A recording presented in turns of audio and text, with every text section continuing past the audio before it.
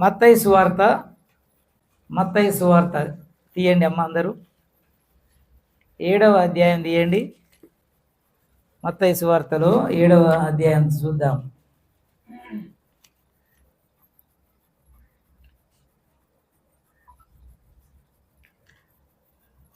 మత్తయి సువార్త 7వ అధ్యాయం 7వ వచనం చదువుకుందాం. అడుగుడి మీకు ఇవ్వబడును, వెదకుడి మీకు దొరుకును, తట్టుడి మీకు తీయబడును. అడుగు ప్రతివాడును పొందును, దొరుకును. మీలో ఏ మనుష్యుడైనను తన కుమారుడు అడిగిన ఎడల రాతినిచ్చునా,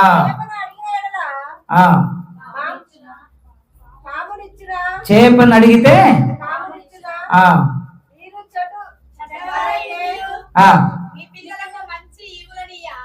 చెడ్డవారయుండి మీరు మీ పిల్లలకు మంచి ఇవులను పరలోకమందున్న మీ తండ్రి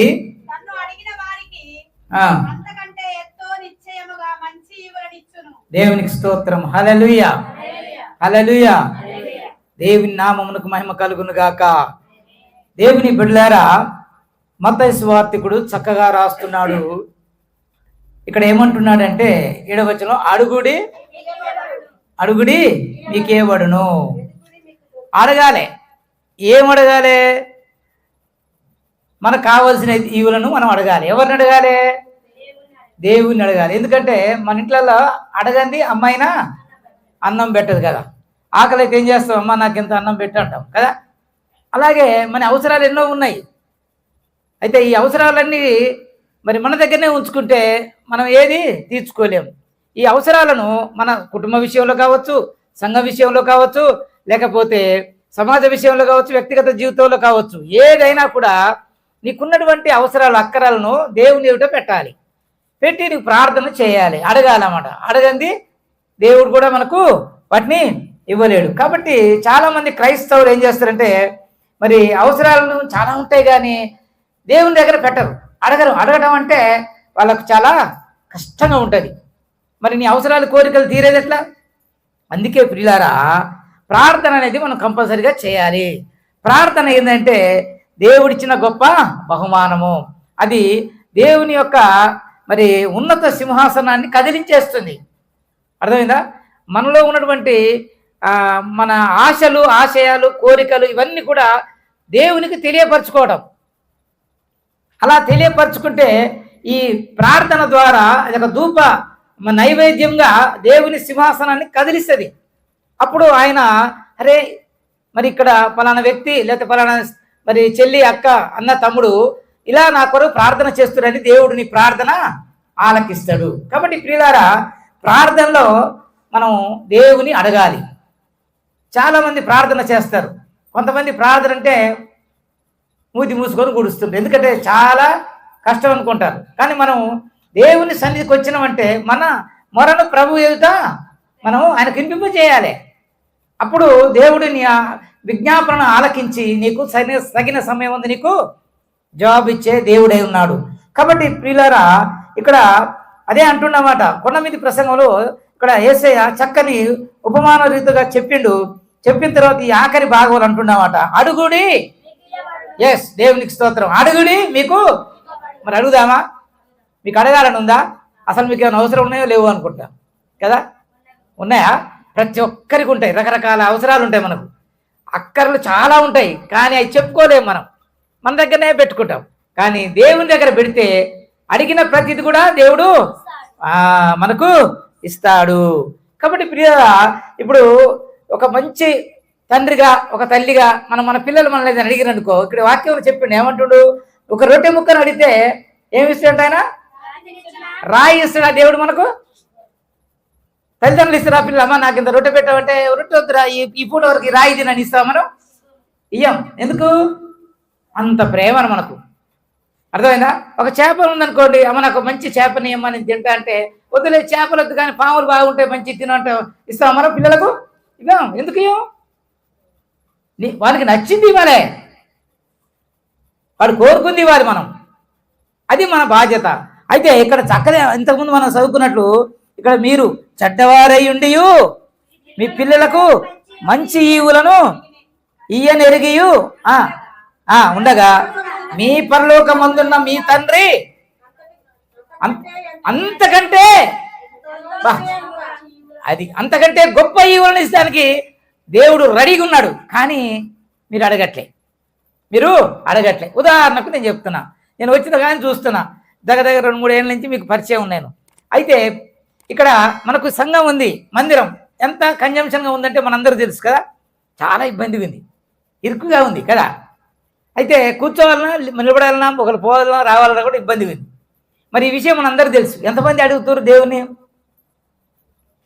దేవుని సన్నిధిలో గోజాడుతుర్రా?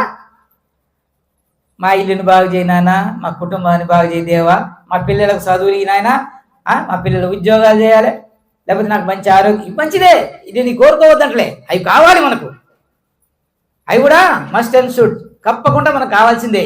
కానీ ఇక్కడ ఉన్న మినిమం నీడ్ ఏంది మనకి? ఇప్పుడు ప్రస్తుతం ఈ ఇరుకులో ఉన్న స్థలానికి మనకు విశాలత కావాలి.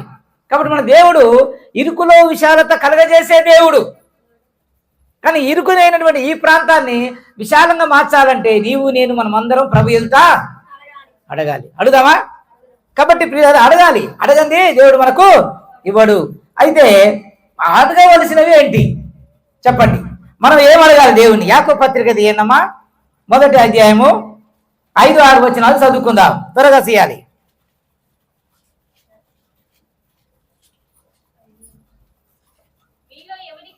మీలో ఎవరికైనాను జ్ఞానము కొదువగా ఉన్న ఎడల అతను దేవుని అడగవలెను, అప్పుడు అది దేవునికి స్తోత్రం, హల్లెలూయా. మనలో జ్ఞానం లేదండి మనకు, అందుకే ఈ బాధలు, ఈ తిప్పలు, ఈ కష్టాలు, ఇబ్బందులు. జ్ఞానం అంటే తెలివి, విజ్డమ్, నాలెడ్జ్, జ్ఞానం కావాలి. జ్ఞానం? ఆత్మీయ జ్ఞానం కావాలి. ఈ లోక జ్ఞానం బాగానే ఉంది మనందరి దగ్గర, కానీ దేవుని దగ్గర అడగవలసిన జ్ఞానం మనకు లేదు. అందుకే ఆయన అంటున్నాడు, నన్ను అడగాలి. ఎక్కడ అడగాలి? ఎవరు అడగాలి? మనం ఇప్పుడు అడగవలసింది ఎవరిని? దేవుని అడగాలి. దేనికోసం అడగాలి? జ్ఞానం కలిగి ఉండటానికి. అంటే బైబిల్లో ఉంది కదా, జ్ఞానం గల స్త్రీ అంట తన ఇల్లును కట్టుకుంటుందంట. అవునా? రైట్. తన కుటుంబాన్ని కట్టుకుంటుంది, నిలబెట్టుకుంటుంది, తన బిడ్డలను సరైన మార్గంలో పెంచుద్ది. జ్ఞానం లేని స్త్రీ ఏమంటాం? 3 రాళ్ళు అంటాం. ఆమె ఏం చేస్తుంది? తన చేతులతోని తన ఇల్లు ఉడవికి పొయ్యిలో పెట్టుకుంటుంది కదా. కాబట్టి ఇక్కడ అదే అంటాడు, జ్ఞానం కొరకు నువ్వు దేవుని అడుగు ఫస్ట్. ఆయన జ్ఞానాన్ని కాక నువ్వు అడిగితే నీకేది కావాలో అది ఆయన ఇచ్చేందుకు సిద్ధంగా ఉన్నాడు. అందుకే ప్రియులారా, చక్కని వాక్యాలు రాసిండ్రు ఇక్కడ. ఇవన్నీ చూస్తారు. ఎప్పుడైనా చూసినా మీరు? చూస్తూరేదో అట్లా. నాకు ఒక వాక్యం నచ్చింది. ఈ స్థలం ముందు చేయబడుచున్న ప్రార్థన మీద నా కనుదృష్టి నిల్చును. అక్కడ రాసింది. ఈ స్థలంలో నువ్వు ప్రార్థన చేస్తే దేవుడు వింటాడంట. ఆయన కనుదృష్టి ఇక్కడ పెడతాడంట. ఎదురు చూస్తా ఉన్నా, బిడ్డలు ఎప్పుడు నా కొరకు ప్రార్థన చేస్తారా? ఈ మందిరం కొరకు, లేకపోతే ఆరోగ్యం కొరకు, బిడ్డల చదువుల కొరకు, ఉద్యోగాల కొరకు, వ్యవసాయం కొరకు, వ్యాపారం కొరకు, ఏదంటే అది కావాల్సింది ఉంటుంది. కాబట్టి ఎప్పుడు ప్రార్థన చేస్తారా అని దేవుడు ఎదురు చూస్తూ. అర్థమైందా? కానీ చేయట్లే మనం. స్త్రీలు చేయలే, పురుషులు చేయట్లేదు. అందుకే ప్రియుల కొరతలు ఏర్పడుతున్నాయి, మనకు కరువు వస్తుంది, ఇబ్బందులు అవుతున్నాయి. అందుకే ఇక్కడ అంటుంది దేవుని అడగాలి. నెంబర్ 1 ఏం అడగాలి మనం? దేవుని అడగాలి. నీ ఉద్యోగంలో నువ్వు రాణించాలంట, లేదా వ్యాపారంలో మంచి బిజినెస్లో నీకు లాభం రావాలన్నా, మంచి ఆరోగ్యాన్ని పొందుకొని నువ్వు జీవించాలన్నా, నీ కుటుంబము సమృద్ధిగా నివసించాలన్నా, ఏది కావాలంటే మనం ఏం చేయాలి? ప్రస్తుతం దేవుని అడగాలి. ఆయన చేతుల్లోనే ఉంది. మన సొంత ప్రయత్నం ఎన్ని చేసినా వ్యర్థమే. కాబట్టి ప్రియులారా, ఇక్కడ అదే చెప్తున్నామట భక్తుడు యాకోబు అంటున్నాడు, మీలో జ్ఞానము ఎవరికైనా కొదువ ఉందా? రండి దేవుని అడుగుదాం. కాబట్టి దేవుని అడిగితే తప్పకుండా మనకు ఇస్తాడు. కొలస్సీయులకు రాసిన పత్రిక తీయండి, అది అక్కడ చక్కని మాట రాయబడింది. 2వ అధ్యాయము 3వ వచనం, బుద్ధి జ్ఞానము దేవునికి స్తోత్రం. హల్లెలూయా. థ్యాంక్ యూ అమ్మా. చూసారా, బుద్ధి జ్ఞానము సర్వ సంపదలు. దేవుడు అంటే మనకి ఏమి ఇస్తాడట? బుద్ధి ఇస్తాడు, జ్ఞానం ఇస్తాడు, తెలివి ఇస్తాడు, సర్వ సంపదలు ఇస్తాడంటుడు. అవన్నీ ఎక్కడున్నాయంట? ఆయన ఏందే దేవుడు ఇస్తాడు మనకు. కానీ అవన్నీ రెడీగా ఉన్నాయి, కానీ మనమే అడగట్లే. ఎందుకో మనము అడగలేకపోతున్నాం. ప్రార్థించేవారిగా నీవు ఉండాలి, నీ కుటుంబం ఉండాలి, నీ పిల్లలు ఉండాలి. ప్రతి ఒక్కరూ ప్రార్థనలో మెలుకోగలిగి ఉండాలి. అందుకే ప్రియులారా, మరి సొలొమోను మహాభక్తుడు, ఆయన మహారాజు. ఆయన ఒక మంచి ప్రార్థన చేసిండు. రాజుల గ్రంథం తీయండమ్మా, 3వ అధ్యాయం చూద్దాం. 9 చదవండి. అక్కడ చక్కని మాట రాయబడినాయి. గొప్ప రాజు ఏమంటుండో చూద్దాం. ఆయన మొదటి రాజుల గ్రంథం 3వ అధ్యాయం 9 చదువుతల్లి. తర్వాత సొలొమోను, ఇగో ప్రభువా, ఇంత గొప్పదైన నీ జనాన్ని, అంటే అప్పుడు ఇశ్రాయేళ్ల సంఖ్య బహువిస్తారంగా ఉంది. ఇశ్రాయేల్ ప్రజలు లక్షల కొలది పెరిగిపోయారు. వారిని ఏమంటుడు?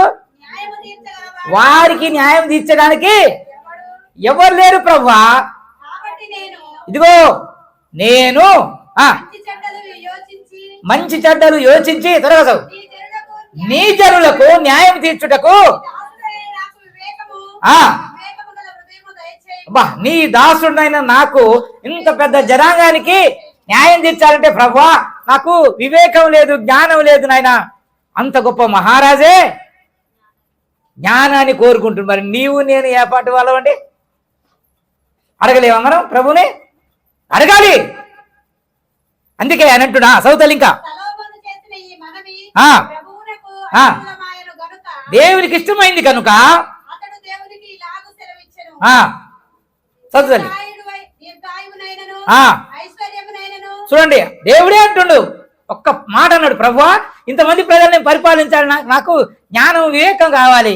ఇక్కడ ఎవరు లేరు అలాంటి వారు. ఇప్పుడు నేనేం చేయాలి? నాకు అది ఇస్తే నేను ఈ ప్రజల్ని పరిపాలిస్తాను, ఈ రాజ్యాన్ని వెళ్తా అన్నప్పుడు అప్పుడు అంటున్నామాట దేవుడు. ఆయనకు జవాబు వస్తుంది. నువ్వు జ్ఞానం అడుగుతున్నావు, ఐశ్వర్యం అడగట్లే, డబ్బును అడగట్లే, నీ శత్రువుల ప్రాణం కావాలని కోరుకోవట్లే, న్యాయములు. ఎంత గొప్ప! చూడండి, న్యాయాన్ని గ్రహించేటువంటి వివేకాన్ని కోరుకుంటున్నావు, శత్రువుల ప్రాణాన్ని కోరుకోవట్లే. ఎవరైనా రాజులు ఏం చేస్తారు? నా శత్రువుల్ని నా చేతికి అప్పగించాయా అంటాం. రాజులైతే రాజ్యాలు నాకు ఆ రాజ్యాన్ని నేను కలుపుకునే మార్గం చేయాయా అంటాం. గొప్ప గొప్ప రాజులు, చక్రవర్తులు చేసే పని. కానీనా అక్కడ ఏది అడగట్లే. ఏమంటుంటే ప్రజలను పరిపాలించే జ్ఞానం వివేకం నాకు దయచేయమని ప్రార్థన. అయితే ఏమైందో చూద్దాం. కాబట్టి నేను నీ ప్రార్థన ఆలకించిన చదువుతండి. వివేకం కలిగిన హృదయాన్ని ఇదిగో నీకు ఇస్తున్నాను. చాలండి, దేవునికి స్తోత్రం. ఏమిస్తాడు? వివేకం కలిగిన హృదయాన్ని. నీలాంటి వ్యక్తి నీ పూర్వీకుల్లో కూడా ఒక్కడు లేడు అంటూ ఎంత గొప్పగా ఆశీర్వదించిండో చూడండి. కాబట్టి మనం ఏది అడిగినా ప్రభు మనను ఆశీర్వదించేందుకు సిద్ధంగా ఉన్నాడు. కానీ మనం అడగటమే కష్టమైంది. అందుకే ప్రభు అంటున్నాడు, అడుగుడి. మన అంశం పేరు ఏం పేరు? ఎస్, అడిగితే తప్పకుండా ఇస్తాడట. అడుగుదామా? ఏం అడగాలో చూద్దాం. మొట్టమొదటిగా ఇప్పుడు ఏమన్నాం? జ్ఞానం గురించి అడిగినాం. రెండవది చూద్దాం, తీయండి. లూకాసు వార్త 11వ అధ్యాయం, త్వరగా తీయాలి. 11, 13 వచ్చిన చదువుదాం. తన్ను అడుగు వారికి పరిశుద్ధాత్మను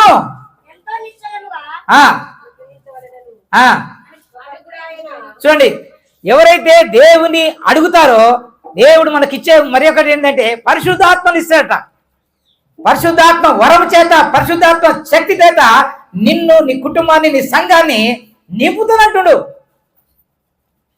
కాబట్టి ప్రియులారా, మనం ఏం అడగాలి ఇప్పుడు చెప్పండి? పరిశుద్ధాత్మను అడగాలి. అడుగుతారు ఎప్పుడైనా? ఎందుకు పరిశుద్ధాత్మ కావాలి? పరిశుద్ధాత్మకు ఏం పేరు? ఆదరణకర్త. ఆయన పేరేం పేరు? ఆదరించేవాడు, నిన్ను నడిపించేవాడు. అర్థమైందా తల్లి? నీకు తోడుగా ఉండేవాడు, నీకు సహాయం చేసేవాడు. పరిశుద్ధాత్మ ఎప్పుడు నీ వెంటనే ఉంటాడు. నువ్వేం మాట్లాడాలో ఆయన నీకు ఉపదేశాన్ని దయచేస్తాడు నీ నోటి నుండి. కాబట్టి ప్రియులారా, నువ్వు అడగవలసినటువంటి జ్ఞానం కావచ్చు, లేకపోతే ఇంకా ఏదైనా కావచ్చు, కానీ పరిశుద్ధాత్మ నీకు నీ వెంటనే ఉండి నీకు ఆదరణ కలిగిస్తూ నీకు తోడుగా ఉండి సహాయం చేస్తుంటాడు. కాబట్టి మనం అడగాల్సింది ఏంటిది? పరిశుద్ధాత్మ శక్తిని మనము దేవుని దగ్గర అడుక్కోవాలి. ఆయన ఉంటే మనకు అన్నీ ఉన్నట్టే, ఆయన లేకుంటే మన జీవితంలో అన్నీ కోల్పోయినట్టు ఏమి లేదు, మనం జీరో. ఆయన ఉంటే మనము వీఆర్ ద హీరోస్. దేవుడు మన పక్షంగా ఉంటే మనము హీరోలం అవుతాం. దేవుడే పరిశుద్ధాత్మ మన ఎంట లేకుంటే మనము జీరోలుగా ఉంటాం. జీరో, సున్నా మన జీవితం. అందుకే ప్రియులారా, పరిశుద్ధాత్మను అడగాలి. ఇంతకీ మరి అడగవలసిన వారు ఎవరు? అడగవలసిన వారు ఎవరు? తీయండి మత్తయి సువార్త, ఇంతకుముందు చదువుకున్నట్టు 7వ అధ్యాయం 11వ వచనంలో చూడండి. అలా ఒక మాట రాసింది, మీరు చెడ్డవారయ్యుండి మీ పిల్లలకేమో మంచి ఈవులను ఇయ్యాలని కోరుతున్నారే. పరలోకమందున్న మీ తండ్రి, అంటే మన తండ్రి. పరలోకంలో ఎవరున్నారు? ఉండరా? ఎవరైనా? మన తండ్రి. పరలోకమందులో మన తండ్రి ఉన్నాడు. అందుకే మనం ప్రార్థన చేసేప్పుడు పరలోక ప్రార్థనలు ఏమంటాం? ఫస్ట్ మొట్టమొదటి మనం అనే మాట ఏమంటాం? ఎవరినంటాం? తండ్రి అయిన దేవుణ్ణి కొనియాడతాం కదా. పరలోకమందున్న మా తండ్రి అంటాం. నీ నామము ఎవరి నామము? దేవుని నామం. అంటే యేసయ్య నామం అన్ని నామముల కంటే హెచ్చైనది, పై నామం, ఉన్నతమైనది, గొప్ప నామం. కాబట్టి ప్రియులారా, ఇక్కడ అదే అంటున్నమాట. అడిగే ప్రతి వారు ఎవరంటే మనకు ఇప్పుడు ఏమనుకోవాలి? మనము పరలోకమందున్న తండ్రిని అడగాలి. ఈ లోకంలో తండ్రి అడిగితే ఇస్తాడు, ఏది పడితే అది ఇస్తాడు. ఇందాక చెప్తున్నా, చేపను అడితే పాముని ఇయ్యడు, రొట్టెలు అడితే రాళ్ళు ఇయ్యడు మనకు. కానీ ఈ పరలోకమందున్న తండ్రి మనకు అన్ని ఇస్తాడు. అందుకే ఆయనకు మనకు తండ్రి అయిన దేవుడు. ఆయన మనకు తండ్రి అయిన దేవుడు. మరి దేవుని బిడ్డలు అంటే క్రైస్తవులు ఎవరు? ఆయన మనకు తండ్రి, మనం ఎవరు? ఆయన యొక్క యేసయ్య యొక్క సహోదరులం. మీరు నా సహోదరులు అనబడును అంటగా. విశ్వాసులు అంటే దేవుని కుటుంబంలో ఉన్న సభ్యులం. అంటే పరిశుద్ధపరచబడినటువంటి దేవుని రక్తం చే కొనబడిన మనము ఆయన సంఘములో ఒక విశ్వాసులుగా, అంటే దేవుని కుటుంబంలో మనం సభ్యులుగా ఉన్నాం. అందుకే నేను ఈ మధ్యలో మొన్న అనుకుంటా ఒక చక్కని వాక్యం యూట్యూబ్లో నేను అక్కడ దాంట్లో పెట్టాం. మేము ఏంది? సంఘములో సత్యం క్రీస్తు ఉన్నాడా అని. మీరు విన్నారు ఎవరన్నా? వినండి. సంఘం అంటే ఏంది, సత్యం అంటే ఏంది, క్రీస్తు అంటే ఏంది, అందులో క్లియర్గా ఉంది. కాబట్టి మన సంఘంలో యేసయ్య ఉండాలి, క్రీస్తు ఉండాలి, సత్యం అనేది ఉండాలి. సత్యం అంటే నేనే మార్గమును సత్యమును,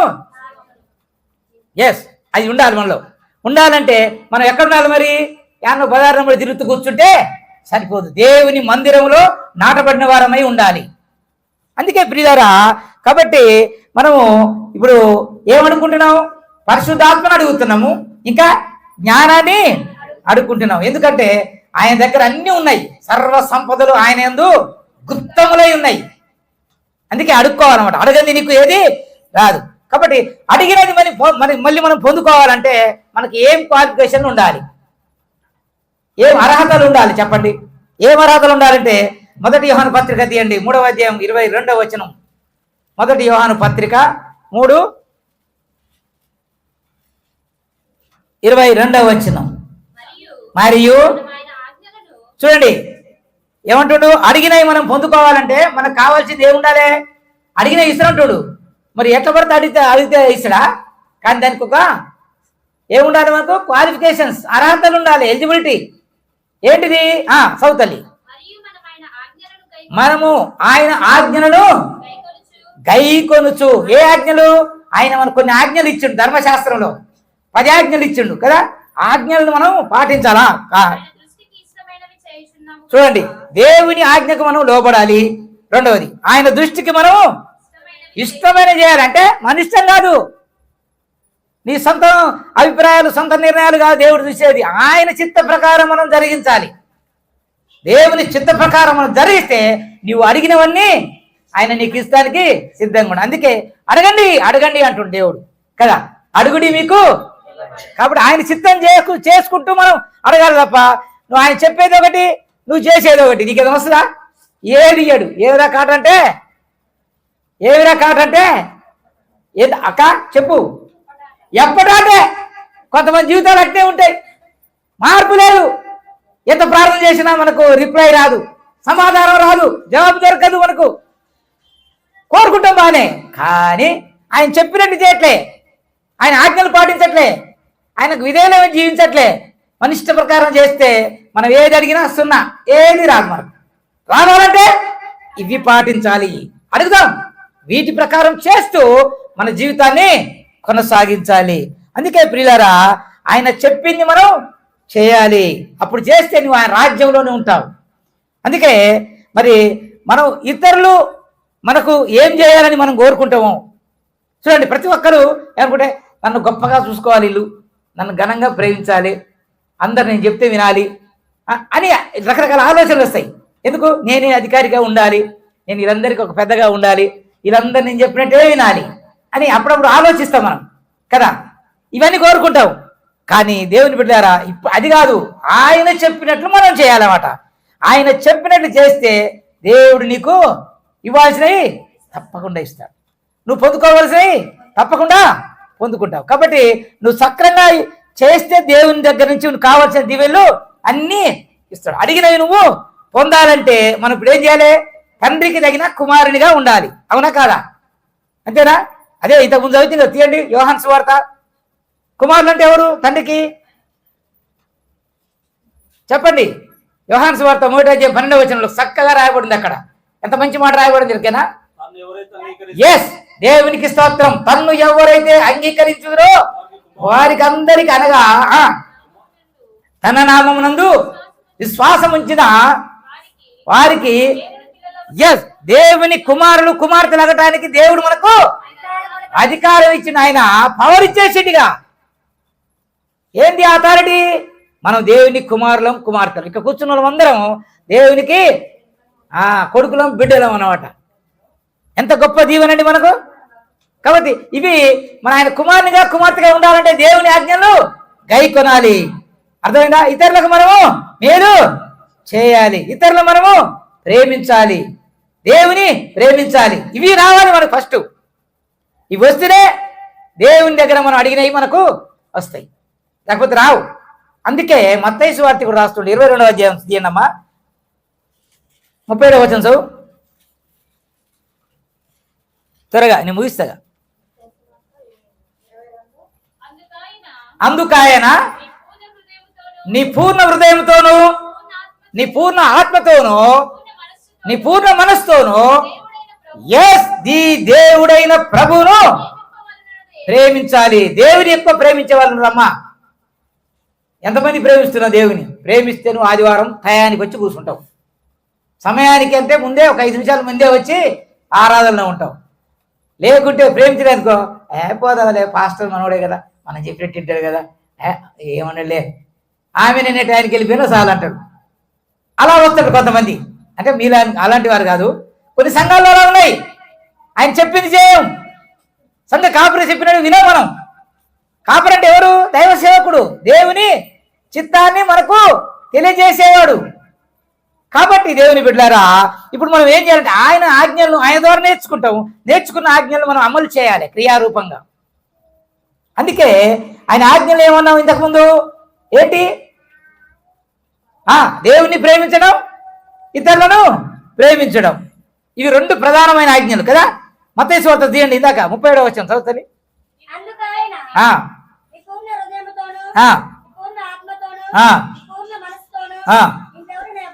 నీ దేవుడైన యెహోవాను, ఇది ముఖ్యమైనది.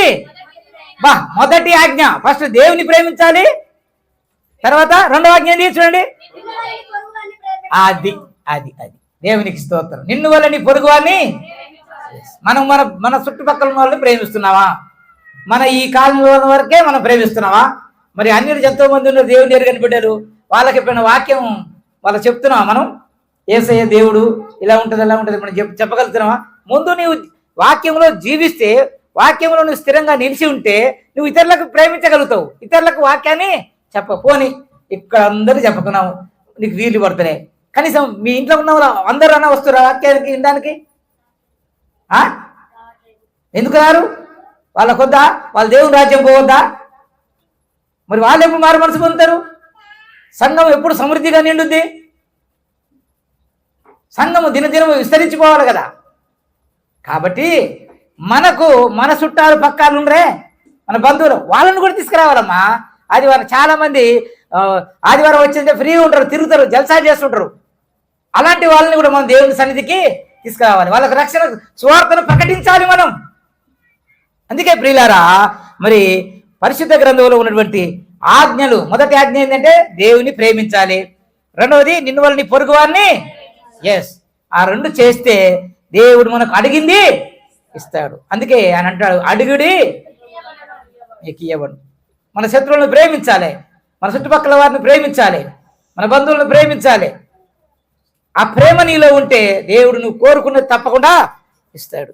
అందుకే ప్రియులారా, చాలా మంది అనుకుంటారు ఏదోలే దేవుడు చెప్పినట్టు వస్తే చేయాలంటే మన కాడ ఇల్లు పడితే వద్దాం, ఆయారాం గయారాం, వద్దాం పోదాం, కొంచెం కూర్చుందాం, రెండు మాటలు విందాం, ఏదో తింటున్నాం పోతున్నాం అన్నట్టు కాకుండా చాలా మంది ఈ విషయాలు పట్టించుకోరు.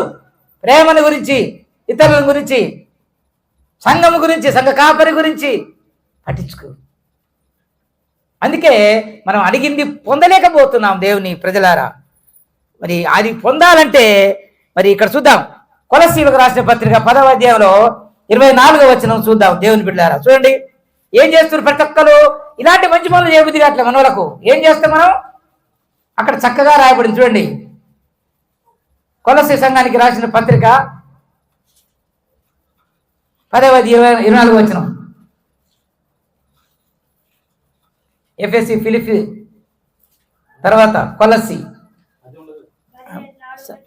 ఎవడును తన కొరకే కాదు, అమ్మా అక్కడ ఒక వాక్యం ఉంటుంది చూడండి, ఎవడును తన కొరకు కాదు కానీ ఏంటంట, ఎదుటి వాడి కొరకు మేలు చేయ చూసువాడు ఒకడు లేడంట. ఈనాడు సమాజంలో ఏముందంటే దేవుని కొరకు, అంటే దేవుని కొరకు ఇతరులను ప్రోత్సహించి అనేకులకు సువార్తను ప్రకటించి తన మేలు కొరకు కాకుండా ఇతరుల మేలును కూడా కోరేవాడు ఏడంటుండు. కాబట్టి ప్రియులారా, యేసయ్య చెప్పిన మాటలు అదే అంటుండు, అడగండి నేను మీకు ఇస్తాను, అడగండి నేను మీకు ఇస్తాను. కాబట్టి ఈనాడు చివరిగా నేను ఒక మాట చెప్తున్నా చూడండి, దేవుని అడగండి మనకైతే ఏది రాదు. మోకాళ్ళ మీద మీరు ప్రార్థన చేయాలి, రోధించే స్త్రీలను ఏర్పాటు చేయండి అంటుడు ఇర్మియా గ్రంథంలో కదా. రోధించే స్త్రీలు కావాలంట, ఒట్టిన వచ్చి కూర్చొని వెళ్ళిపోయేటోళ్ళు కాదు. పాటలు పాడు మంచిదే, వాక్యం చదువు మంచిదే, కానీ దేవుని సన్నిధిలో కన్నీళ్లతో మొరపెట్టేవారు కావాలండి దేవుని కార్యాలు జరగటానికి. మరి ఇప్పటి నుంచి మనం అలా చేద్దామా? దేవుని ప్రజల కొరకు, దేవుని పరిచర్య కొరకు, దేవుని సంఘం కొరకు, దేవుని యొక్క సేవకుల కుటుంబం కొరకు మనం ప్రార్థించేవారిగా ఉండాలి. ఉంటే దేవుడు మన కోరికను తప్పకుండా తీరుస్తారు. చివరికి ఒక మాట చెప్పి నేను ముగిస్తాను. యాకోబు పత్రిక 4వ అధ్యాయం తీయండి అమ్మా, 17వ వచనం. 4:17. కాబట్టి మేలైనది చేయనెరిగియు అలాగు చేయని వానికి పాపము కలుగును. దేవునికి స్తోత్రం, హల్లెలూయా. మేలైనది చేస్తాం కానీ చేయకపోతే చాలా మంది అనుకుంటారు దేవునికి ఇద్దామని అనుకుంటాం, చేయాలనే శక్తి ఉంటుంది, ఏం కదలే ఇవ్వకుంటాలని మళ్ళా మనసు మార్చేసుకుంటాం. ఇతరులకు సాయం చేయాలనిపిస్తుంది, చేద్దాం అనుకుంటాం, ఇప్పుడు వద్దులేదు మనం పోస్ట్పోన్ చేస్తాం. ఇలాంటి మనసు మనకు ఉండకూడదు. మేలైనది చేయనెరిగి చేయని వానికి పాపం, పాపం వల్ల వచ్చు జీతం మరణం, నరకాగ్ని, అగ్ని ఆరదు పొరుగు చావదు. కాబట్టి ప్రియులారా, మరి మనము దేవుని అడగాలి, అడిగినవి మనం పొందుకోవాలంటే దేవుని ఆజ్ఞలు మనము పాటించాలి. అంతేకాదు ఇతరులకు మేలు చేయాలి. అట్టి కృప మరి దేవుడు మనకు అందరికీ అనుగ్రహించును గాక. దేవుని నుండి మనము అన్ని మరి పొందగలము. అడగాలి, అడిగితేనే మనం పొందగలము. అందుకే అంటున్నాడు, అడుగుడి మీకు ఇవ్వబడును. అట్టి కృపను దేవుడు నీకు నాకు మనందరికీ సంఘమంతటికి ఇప్పుడు ఎల్లప్పుడు సదాకాలము దయచేయునుగాక. దేవుడి చిన్న వాక్యాన్ని మనందరి హృదయాల్లో ఫలింపచేయునుగాక. ఆమేన్. చిన్న ప్రార్థన చేసుకుందాం, కళ్ళు మూసుకోండి. పరిశుద్ధుడా, ప్రేమ నమ్మకం కలిగిన మా దేవ యేసయ్యా, నీకు వందనాలు, స్తోత్రాలు ప్రభువా. ఇదిగో నా ప్రభువా, మీరు మాతో మాట్లాడిన ఈ వాక్యం బట్టి నీకు వందనాలు, స్తోత్రాలు చెల్లిస్తున్నాం. అడుగుడి మీకు ఇవ్వబడిన అంటున్నారు ప్రభువా. అడుగు ప్రతివాడు పొందుతానంటున్నారు ప్రభు. కానీ మేము అడగలేని స్థితిలో ఉంటున్నాం అయ్యా. మీరు చెప్పినట్లు చేయలేని స్థితిలో మా జీవితాలు ఉంటున్నాయి. దయతో మమ్మల్ని క్షమించండి నా ప్రభు. అయ్యా, మీరు మాకు విధించినటువంటి ధర్మశాస్త్రానుసారమైన ఆజ్ఞల్ని ప్రభు పాటించకపోతున్నాం ప్రభు. అయ్యా, మిమ్మల్ని ప్రేమించలేని స్థితిలో ఉంటున్నాం, ఇతరులను ప్రేమించలేని స్థితిలో మేము ఉంటున్నాం. దయతో క్షమించండి అయ్యా. మంచి మనసును మాకు దయచేయండి నా ప్రభువ. మీలో ఎవరికైనా జ్ఞానం కొద్దిగా ఉండేలా వారు దేవుని అడగాలని చెప్పారు నాయన. సొలొమోనుకు గొప్ప జ్ఞానం ఇచ్చారు నాయన. అలాంటి అయ్యా దివ్యమైన శ్రేష్టమైన జ్ఞానాన్ని ఇక్కడ కూర్చున్న ప్రతి కుటుంబానికి దయచేయండి నా ప్రభువ. ఈ వందనాలు, స్తోత్రాలు చెల్లిస్తున్నాం అయ్యా. సంఘము నడిపిస్తున్న సంఘ కాపరికి అవి తోడుగా నడిపించండి నాయన. సంఘ పెద్దలను, పిల్లలను, పెద్దలను, స్త్రీలను, వృద్ధులను, యవనస్తులను ప్రతి ఒక్కరిని వారి వారి కుటుంబాలను ప్రభువ పేరు పేరు వరుసన మీరు ఆశీర్వదించండి. ఈ వాక్యం ద్వారా ప్రతి ఒక్కరితో మాట్లాడేందుకే వందనాలు, స్తోత్రాలు. ఇదిగో నా ప్రభువా, మరి ఒకసారి మేము పాద సన్నిధికి వచ్చి ప్రభువా, మరి ఒకసారి నీ మందిరంలో మేము కనబడి ప్రభువా నీ వాక్యానికి విధేయమై జీవించే భాగ్యం మాకు దయచేయండి. వచ్చిన బిడ్డలందరినీ ఆశీర్వదించండి. నీకే ఘనత, మహిమ, ప్రభావాలు ఆరోపిస్తూ మేము తగ్గించుకుంటూ నీ నామమును ఘనపరుస్తూ మా ప్రభు నీ ప్రియకుమారుడైన యేసుక్రీస్తు వారి శ్రేష్టమైన నామములు అడిగి వేడుకుంటున్నాము తండ్రి. ఆమేన్, ఆమేన్.